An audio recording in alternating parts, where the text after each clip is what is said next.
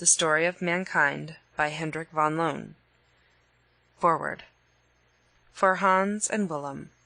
When I was 12 or 13 years old, an uncle of mine, who gave me my love for books and pictures, promised to take me upon a memorable expedition.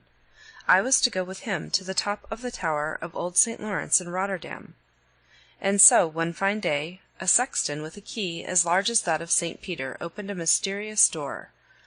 "Ring the bell," he said, "when you come back and want to get out." And with a great grinding of rusty old hinges, he separated us from the noise of the busy street and locked us into a world of new and strange experiences. For the first time in my life, I was confronted by the phenomenon of audible silence. When we had climbed the first flight of stairs, I added another discovery to my limited knowledge of natural phenomena, that of tangible darkness. A match showed us where the upward road continued. We went to the next floor, and then to the next, and the next, until I had lost count. And then there came still another floor. And suddenly we had plenty of light. This floor was on an even height with the roof of the church, and it was used as a storeroom.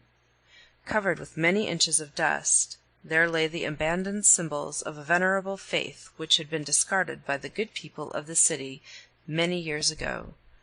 That which had meant life and death to our ancestors was here reduced to junk and rubbish. The industrious rat had built his nest among the carved images, and the ever-watchful spider had opened up shop between the outspread arms of a kindly saint. The next floor showed us from where we had derived our light.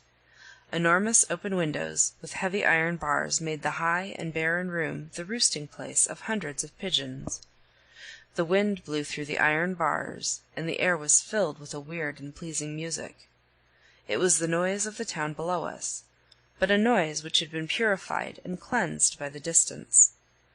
The rumbling of heavy carts, and the clinking of the horses' hoofs, the winding of cranes and pulleys, the hissing sound of the patient steam, which had been set to do the work of man in 1,000 different ways, they had all been blended into a softly rustling whisper, which provided a beautiful background for the trembling cooing of the pigeons. Here the stairs came to an end and the ladders began. And after the first ladder, a slippery old thing which made one feel his way with a cautious foot, there was a new and even greater wonder, the town clock. I saw the heart of time. I could hear the heavy pulse beats of the rapid seconds, 1, 2, 3, up to 60. Then a sudden quivering noise, when all the wheels seemed to stop, and another minute had been chopped off eternity. Without pause it began again, 1, 2, 3, until at last, after a warning rumble and the scraping of many wheels, a thunderous voice, high above us, told the world that it was the hour of noon. On the next floor were the bells, the nice little bells and their terrible sisters. In the center, the big bell, which made me turn stiff with fright when I heard it in the middle of the night, telling a story of fire or flood. In solitary grandeur, it seemed to reflect upon those 600 years during which it had shared the joys and the sorrows of the good people of Rotterdam.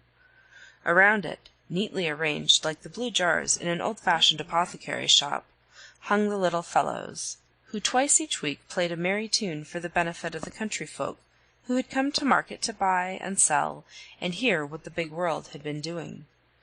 But in a corner, all alone and shunned by the others, a big black bell, silent and stern, the bell of death.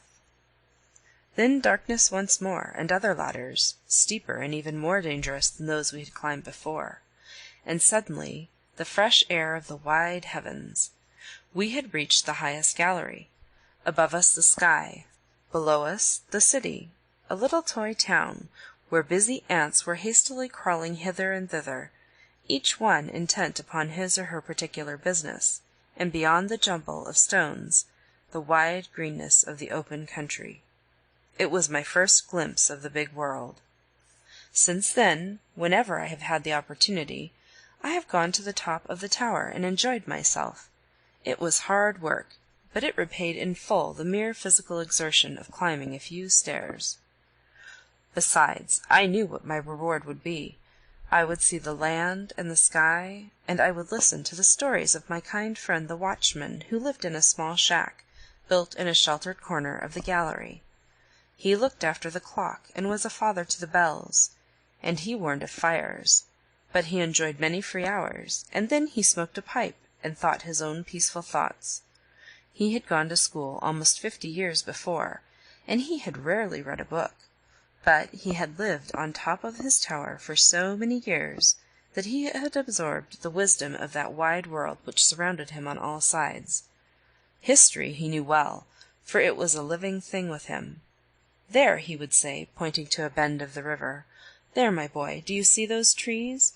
That is where the Prince of Orange cut the dikes to drown the land and save Leyden."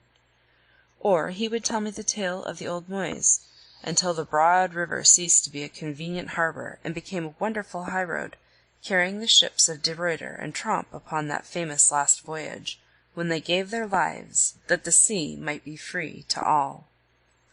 Then there were the little villages, clustering around the protecting church, which once, many years ago, had been the home of their patron saints. In the distance we could see the leaning tower of Delft. Within sight of its high arches, William the Silent had been murdered, and there Grotius had learned to construe his first Latin sentences.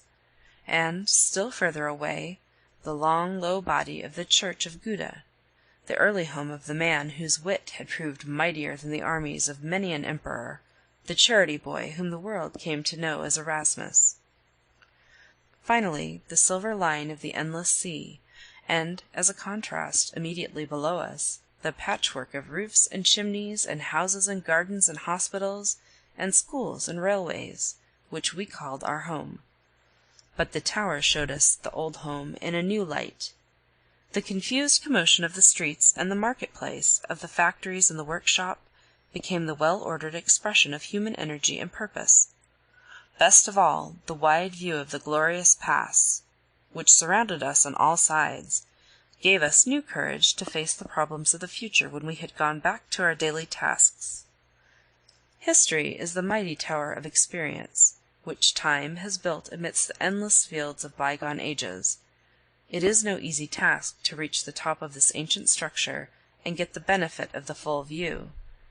There is no elevator, but young feet are strong, and it can be done. Here I give you the key that will open the door. When you return, you too will understand the reason for my enthusiasm. Hendrik Willem van Loon. End of Foreword.